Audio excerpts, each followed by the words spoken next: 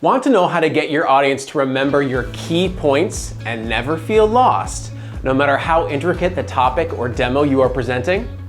Let me tell you about your new best friend, the slate. An agenda slide shows up at the beginning of most presentations and then is never seen or heard from again.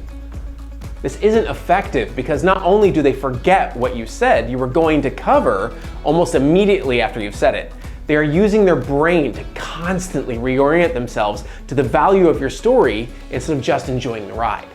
When production companies like ours are shooting a video, we slate at the beginning and end of a scene in order to let the editor know where we are, what has come before, and where we'll be going next. We do this because it makes it much easier for the editor to put together information in the right order and create a complete story without losing key information. Your audience will benefit greatly from this same approach, and here is how you do it. So everyone has seen one of these. When you slate at the beginning of a production, it has the episode title, the scene, and any pertinent information that the editor might need in order to piece together the story. You want to do the same thing at the beginning and end of each of the topics during your presentation, demo, or speech. For instance, it might look a little something like this.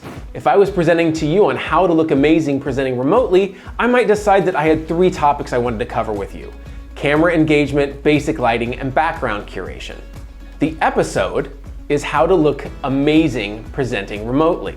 The scene, or the smaller topic I'm going to tell you about that make up my presentation, is called camera engagement.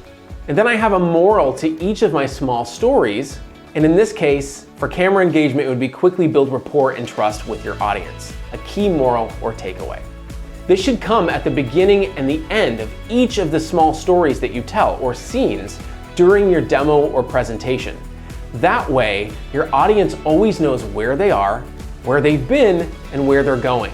Also, through the value of repetition, they're able to store in their neocortex the information and the key takeaways that you want them to have that they'll retain long after you're done actually doing your demo or presentation.